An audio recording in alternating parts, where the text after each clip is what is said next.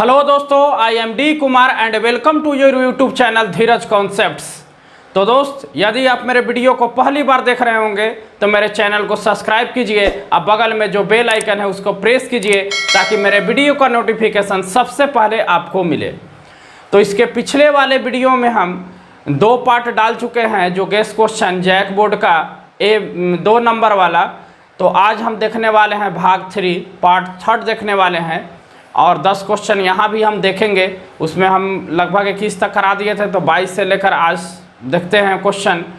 और इसके बाद वाला जो हमारा वीडियो आएगा वो आएगा फिर 4 मार्क्स वाला। तो आज हम लोग देखते हैं 2 मार्क्स का last video.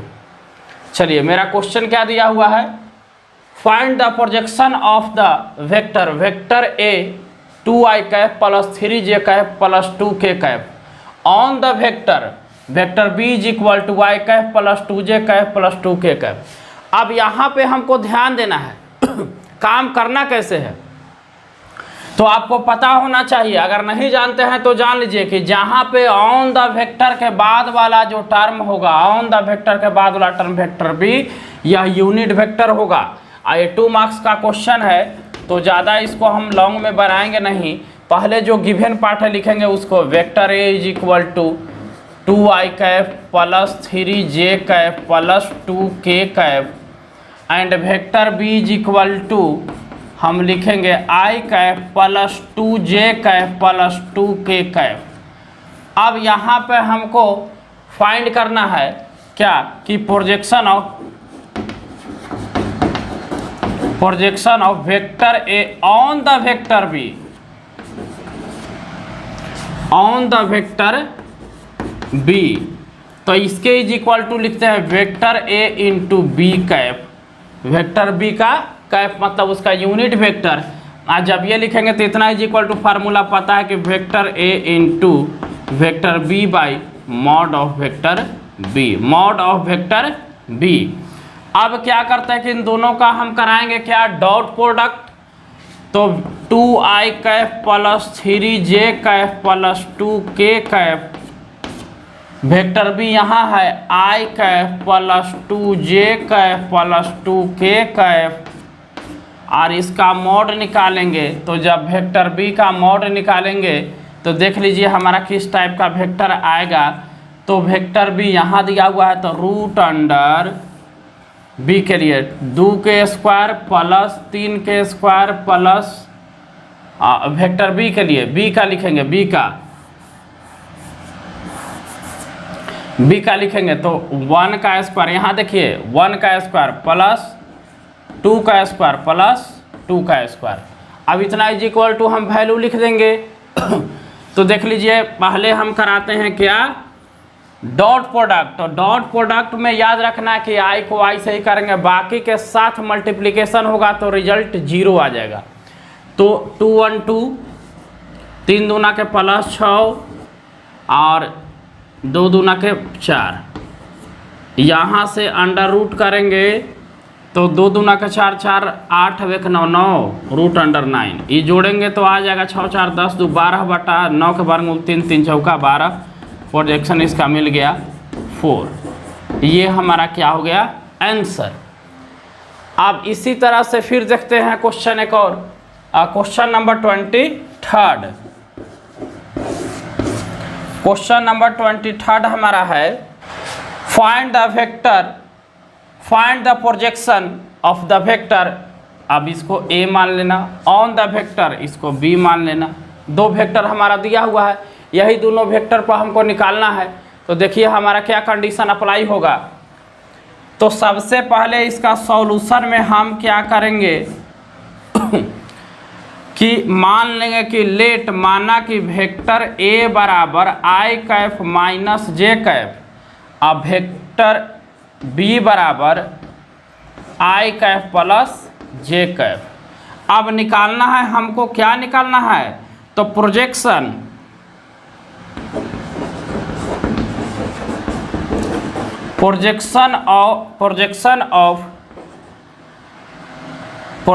Of vector a on vector b is equal to vector a dot vector b by mod of vector b। तो लिखेंगे इसको, देख लीजिए। अब यहाँ पर वेक्टर ए कितना है, I cap minus J cap dot I cap plus J cap, अब मॉड ऑफ वेक्टर बी तो रूट अंडर 1 का स्क्वायर प्लस 1 का स्क्वायर, यही लिखा जाएगा। अब आई में आई से करेंगे तो आएगा 1, और प्लस माइनस माइनस जे में जे से करेंगे तो आएगा 1 डिवाइडेड बाई इसका 1 का स्क्वायर 1 का स्क्वायर, तो रूट अंडर 2 और 0 बाई रूट अंडर 2, यहाँ हो जाएगा क्या 0 1 1, 0 बटा समथिंग क्या होगा 0, तो निकल गया इसका प्रोजेक्शन 0। तो अब इसको लीजिए स्क्रीनशॉट, देखते हैं नेक्स्ट क्वेश्चन। चलिए नेक्स्ट क्वेश्चन, और नेक्स्ट क्वेश्चन हमारा किस टाइप का है, तो सेम वही क्वेश्चन, हम एक क्वेश्चन को 2-2 3-3 टाइप में लिख दिए हैं। जैसे हमारा प्रोजेक्शन से रिलेटेड क्वेश्चन आ रहा है तो इस तीन क्वेश्चन लिख दिए। अब इन तीनों में से कोई एक नए का आना ही आना है, क्योंकि लेवल मेरा यही है क्वेश्चन का, और आपका प्रैक्टिस भी अच्छा हो जाएगा। Find the projection on the vector, तो वही काम करना है यहाँ पर भी, कि सबसे पहले वेक्टर को लेट कर लीजिए। Vector A is equal to i cap plus 3 j cap plus 7 k cap, और vector b is equal to 7 i cap minus J cap plus 8 k cap, यही ठीक है। अब यहाँ पे हमको क्या निकालना है, projection vector A on vector B. अब vector A dot vector B by mod of vector B, तो दोनों को डॉट प्रोडक्ट कराएंगे तो 7 एकम 7 डायरेक्ट लिखते रहे, प्लस माइनस माइनस 3 एकम 3 और प्लस 8 सते 56 बाई अंडर रूट 7 के स्क्वायर प्लस 1 के स्क्वायर, प्लस माइनस नहीं लिया जाता है, प्लस 8 के स्क्वायर। देखिए रिजल्ट क्या आएगा, तो ऊपर में हमारा हो जाएगा कितना, ऊपर में हमारा 60 हो जाएगा, नीचे कितना आएगा 7 7 49 प्लस 1 8 8 64, 60 इज इक्वल टू, तो यहाँ से 49 से 50 और रूट अंडर 114 आ जाएगा। जब हम जोड़ेंगे इसको तो कितना आ जाएगा 114 आ जाएगा, क्योंकि 50 50 100 और 14 आओ। अब देखो रूट अंडर यहाँ पे 114 से हम यहाँ पे क्या कर लेंगे 60 मल्टीप्लाई रूट अंडर 144 है, तो रूट अंडर 144, तो अब ये 114 आ गया। अब इसको हम काट लेंगे, अब काट के सॉल्व कर देंगे, तो देख लीजिए कितना आ जाएगा हमारा रिजल्ट के रूप में हमको मिल जाएगा 60 बाई 60 रूट अंडर 114 बाई यहाँ 114 अभी कटेगा। तो जब इसको हम काटेंगे तो देख लीजिए कितना बार में कट जाएगा, 30 दूना 60 और 5 दूना 10 57 और 10 31 और 19 57, मतलब रिजल्ट हमारा आ गया 10 रूट अंडर 114 बटा 19 ये, ठीक है। तो आप इसको कैलकुलेशन भी कर सकते हैं। इस तरह से प्रोजेक्शन का मेरा कहानी ख़त्म। अब देखिए जो आगे हमारा 25 नंबर का जो क्वेश्चन है वह किस टाइप का है, तो ये जो क्वेश्चन है, अब देखिए प्रोबेबिलिटी में हमको पता है कंडीशनल प्रोबेबिलिटी, कि कंडीशनल प्रोबेबिलिटी का हमारा कंडीशन क्या होता है, तो उसी कंडीशन को लेकर हमको काम करना है। तो given that E and F R the event, और यहाँ पे प्रोबेबिलिटी ऑफ इवेंट ई दे रखा है 0.6, प्रोबेबिलिटी ऑफ इवेंट एफ दे रखा है 0.3, तो हमको और ये भी दिया है कि probability of E intersection F is equal to 0.2। हमको निकालना है प्रोबेबिलिटी ऑफ ई फिचेज भी न कर एफ, तो इसका कंडीशनल प्रोबेबिलिटी पढ़े हैं आप, तो इसमें फार्मूला होता है probability of E intersection F bye probability of F. E intersection F का वैल्यू दिया है 0.2 और प्रोबेबिलिटी ऑफ एफ का भी वैल्यू दिया है 0.3 मतलब 2/3। उसी तरह से probability of F which has been occur E, तो probability of F intersection E by probability of E. अब ई इंटरसेक्शन एफ निकालिए या एफ इंटरसेक्शन ए निकालिए, दोनों हमारा क्या हो जाता है, सेम हो जाएगा। तो अब यहाँ ई एफ इंटरसेक्शन ई हमारा क्या हो जाएगा, तो सेम होगा। तो यहाँ भी लिखेंगे 0.2 डिवाइडेड बाय 0.6, वैल्यू दिया हुआ है, ध्यान दो यहाँ पे। तो द्वितीय 6, तो यहाँ आ गया 1/3। तो यही हमारा क्या हो गया, आंसर हो गया। तो 2 नंबर का सवाल को हम इसी तरह से सिंपली छोटा छोटा करके बना लेंगे। तो आप इसको स्क्रीनशॉट लीजिए। देखते हैं नेक्स्ट क्वेश्चन। चलिए नेक्स्ट क्वेश्चन पे आ गए। तो नेक्स्ट क्वेश्चन किस टाइप का है, तो compute probability of A which has been occur B, मतलब इसका वैल्यू निकालना है। 2 क्वेश्चन हम लिखे हैं, इसका वैल्यू हमको फाइंड करना है। If probability of B is equal to 0.5 और probability of A intersection B is equal to 0.32। तो सॉल्यूशन करेंगे इसका हम लोग।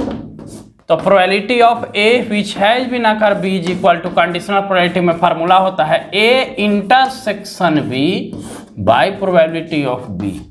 ए इंटरसेक्शन बी को 0.32 डिवाइडेड बाय बी को 0.5। अब क्या करते हैं कि अगर पॉइंट हटाना है तो इधर 2 0 लिखाएगा, ये हट जाएगा, और ऊपर में 1 0, क्योंकि एक ही अंक है, इसे कट गया। तो आ गया कितना, 32/50। 16 दूना के 32 और 25 दूना के 50, माने 16/25। ये आपका हो गया आंसर, क्योंकि अब ना कटेगा, ठीक है, क्योंकि 25 से 5 से ही कटेगा अब, है ना। अब देखिए ये सवाल हो गया, पिछले वाला था। अब आगे एक और प्रोबेबिलिटी का क्वेश्चन है। इस क्वेश्चन को किस तरह से डील करेंगे, if probability of A is equal to 6/11, probability of B is equal to 5/11 and probability of A union B, ये यूनियन बी दिया हुआ है, probability of A union B 7/11। तो find the probability of A intersection B, probability of A which has been occur B. तो अगर अकर वाला है तो इसमें इंटरसेक्शन का जरूरत है, और इंटरसेक्शनों निकालना है, और यूनियन दिया हुआ है। अब कैसे होगा, ठीक है। तब यहां से हमको पता है कि probability of A union B is equal to probability of A plus probability of B minus probability of A intersection B. Probability of A union B का वैल्यू यहाँ पर दिया हुआ है 7/11, तो लिखेंगे 7/11। प्रोबेबिलिटी ऑफ ए का value 6/11 plus probability of B का वैल्यू 5/11, तो हम लिख देंगे 5/11 minus probability of A intersection B.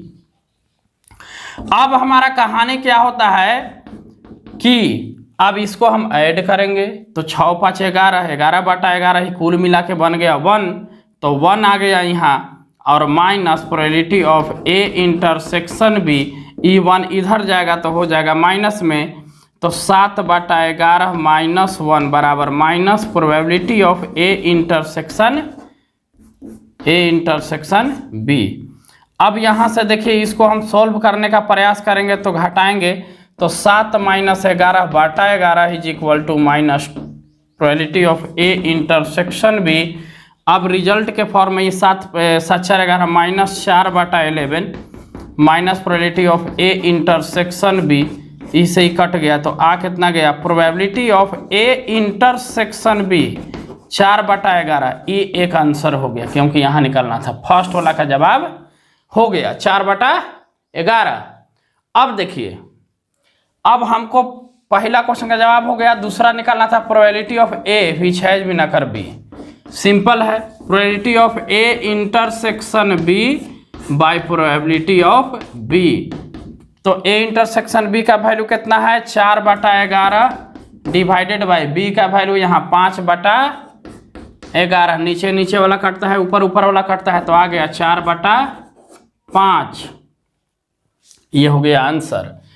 से थर्ड वाला में कह रहा है probability of B occur been A, तो probability of B intersection A by probability of A तो बी इंटरसेक्शन में क्या हमारा यूज होगा, तो इंटरसेक्शन में वैल्यू जाए ए इंटरसेक्शन बी पूछे या बी इंटरसेक्शन ए, दोनों बात सेम है। तो 4/11 यहाँ भी होगा डिवाइडेड बाई भागा प्रोबेबिलिटी ऑफ ए लिखना है तो 6/11 नीचे नीचे वाला कट गया, आया 4/6 इहो कट गया, 2 दूना का 4 3 दूना का 6, फाइनल आंसर आ गया 2/3। ये हमारा क्या हो गया, आंसर हो गया, क्या हो गया, आंसर हो गया। ठीक है, तो आप इसको लीजिए स्क्रीनशॉट। इसके बाद देखते हैं नेक्स्ट क्वेश्चन। चलिए नेक्स्ट क्वेश्चन पे आ गए। नेक्स्ट क्वेश्चन हमारा क्या कह रहा है, the Cartesian equation of the line. कोई एक लाइन का इक्वेशन दिया हुआ है, यह कार्टेशियन फॉर्म में है। एक लाइन का इक्वेशन दिया हुआ है जो कार्टेशियन फॉर्म में है, तो कह रहा है फाइंड द वेक्टर फॉर्म, कि इसका वेक्टर फॉर्म क्या होगा। तो अब हम लोग इसका वेक्टर फॉर्म निकालेंगे। तो देखते हैं कि इसका वेक्टर फॉर्म क्या होता है। सॉल्यूशन,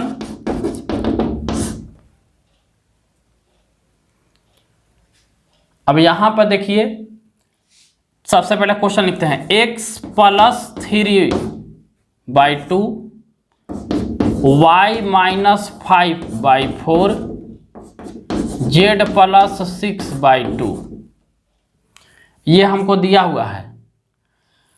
अब हम कार्टेशियन में हमारा फॉर्म क्या होता है, कार्टेशियन इक्वेशन होता है x - x1/a1 y - y1/b1 और z - z1/c1। अब यहाँ पर क्या है कि x1 का वैल्यू कितना, तो फार्मूला में माइनस होता है, प्लस में दिया हुआ है तो -3 होगा। y1 का वैल्यू कितना होगा, तो ओनली 5 होगा क्योंकि माइनस माइनस मिल गया। z1 का वैल्यू क्या होगा, तो प्लस में दिया है तो -6 होगा। a1 का वैल्यू 2, b1 का वैल्यू 4 और c1 का वैल्यू 2। अब हम एक वेक्टर r लेंगे जो मेरा पोजीशन वेक्टर होगा ऑन द एनी पॉइंट। ठीक है, on vector r be the position vector. ठीक है, on any point on the line. तो मान लिया जाए कि हम पढ़े हैं वेक्टर फॉर्म, क्या पढ़े हैं कि vector r = vector a + lambda into vector b। कब, तो जब हमारा इस तरह का होता है, कोई एक वेक्टर दे रखा है, एक लाइन कोई पैरेलल है, एक और हमारा वेक्टर यहाँ पे है इस तरह से। ठीक है, इस तरह से हमारा कोई एक वेक्टर होगा, तो ये इसके पैरेलल, ये पॉइंट का क्या होता है, पैरेलल, यही हमारा पोजीशन वेक्टर होता है, वेक्टर r पोजीशन वेक्टर। तो यहाँ पर इस तरह का हमारा, तो वेक्टर a बराबर कौन होगा, तो जो वेक्टर a होगा यहाँ पे हमारा होगा कौन, -3i + 5j - 6k।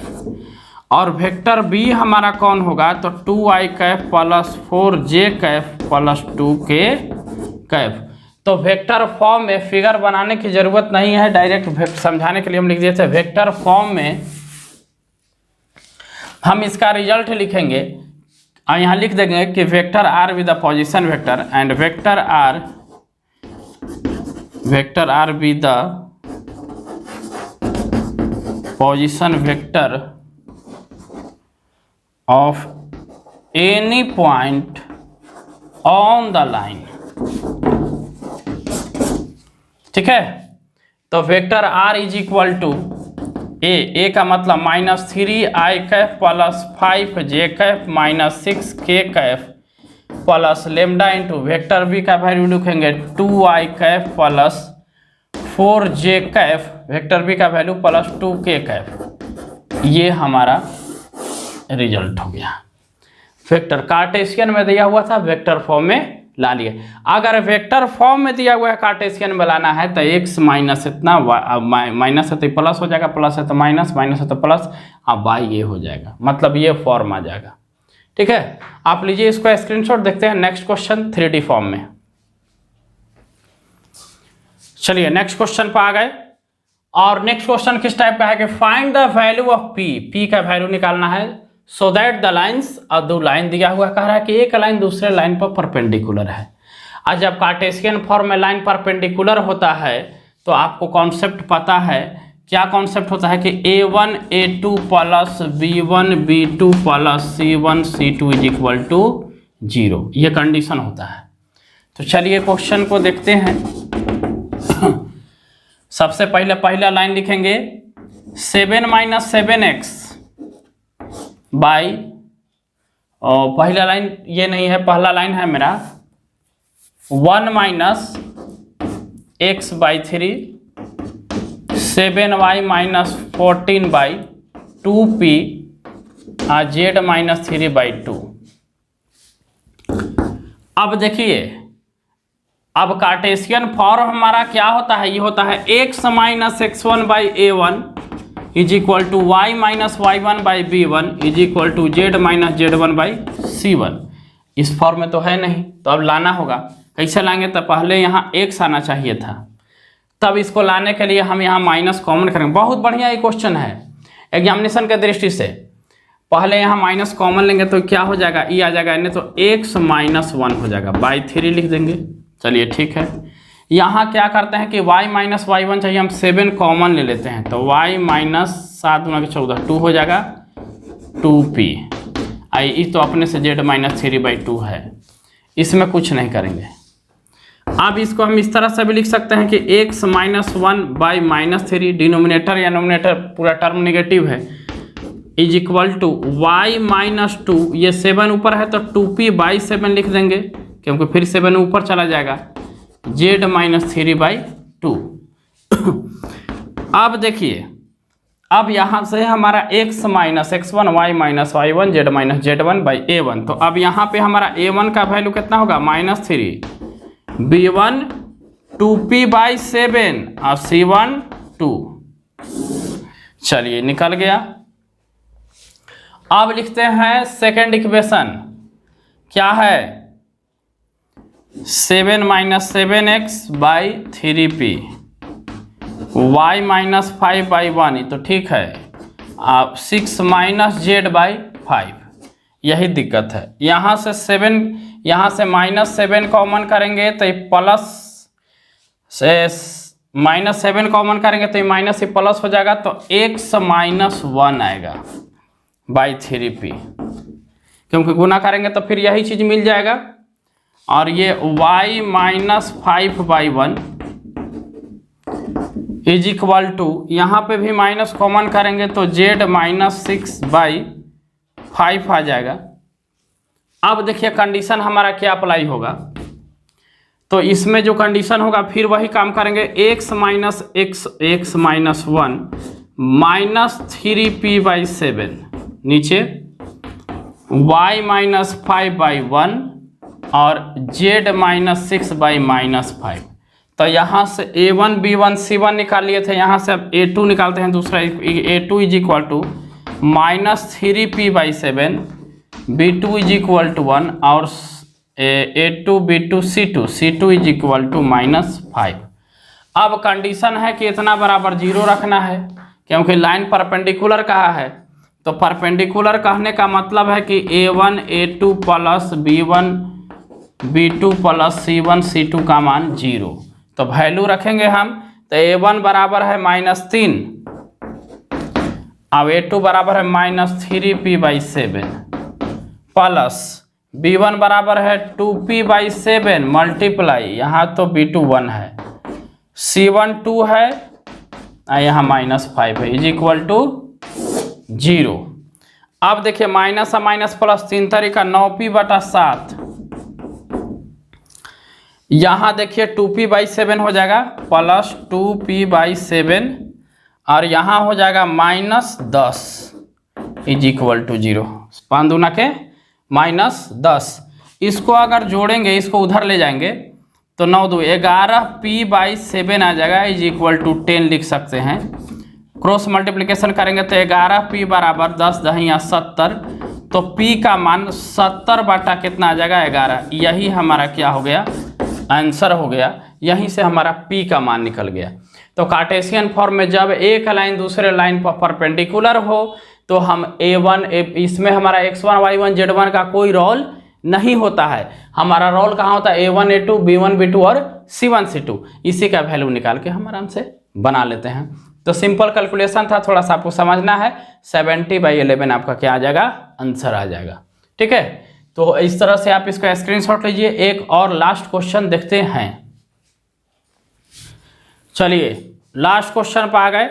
Last question हमारा किस टाइप का है? तो यहां से पहले लिख दो solution. So that the line x - 5 by 7 is equal to y plus 2 by -5 is equal to z by 1। एक और लाइन दिया हुआ है x by 1 is equal to y by 2 is equal to z by 3 are perpendicular to each other. ये दिखाना है। तब जब भी परपेंडिकुलर का कंडीशन होता है तो हमारा क्या हो जाता है? तो यहाँ लिखते हैं A1 A2 plus B1 B2 plus C1 C2 का मान 0 होना चाहिए। ठीक है, तो यहाँ से A1 का मान कितना दिया हुआ है? तो A1 का मान दिया है 7, B1 का मान -5 और C1 का मान 1। A2 का मान दिया हुआ है 1, B2 का मान दिया हुआ है 2 और C2 का मान 3। क्योंकि -0 -0 -0 इससे हमको कोई लेना देना नहीं है। तब हम क्या करेंगे? तो LHS फार्मूला करेंगे कि ये लाइन, मान लो कि ये लाइन L1 है, ये लाइन L2 है, तो यहाँ L1 is perpendicular to L2 कह रहा है। तो कंडीशन हमारा A1 A2 plus B1 B2 plus C1 C2 का मान 0 आना चाहिए। तो हम इससे हम सॉल्व करते हैं तो क्या आएगा? इससे इसको मल्टीप्लाई करेंगे 7 × 1 प्लस -5 मल्टीप्लाई B2 का वैल्यू 2 प्लस C1 का मान 1 और C2 का मान 3। कितना आ गया? 7। यहाँ 5 दूना के -10, यहाँ आ गया +3। तो 10 - 10 क्या आ गया? 0। इसका मतलब है कि इसका वैल्यू क्या आ गया? 0। इसका मतलब L1 is perpendicular to L2 proved, है ना। तो बस उसका वैल्यू हमको क्या आना चाहिए था? 0। वैल्यू 0 आ गया, रिजल्ट हमारा निकल गया। तो इस तरह से हम 3 पार्ट में आपको क्या करके लेकर आ गए। हम 2 नंबर का क्वेश्चन पूरा कंप्लीट करा दिया। Guess question from JAC and CBSE board, है ना। तो जैक और CBSE बोर्ड के लिए हमारा जो है, ठीक है, ये चीज हमारा हो गया। अब अगले वाले वीडियो में हम 4 नंबर का सवाल लेकर आएंगे। ठीक है, तो और अब आराम से आप घर पे रहिए, सुरक्षित रहिए और मेरे वीडियो को वॉच करते रहिए, देखते रहिए। इससे आपको मैथ में हम बेटर से बेटर मार्क्स आपको दिलवाने का प्रयास करेंगे। यथायथ प्रयास होगा, आप बस मेहनत करते जाइए। अगर एग्जामिनेशन हुआ तो आपका मार्क्स 100 आउट ऑफ 100 आना ही आना है। ठीक है, थैंक यू।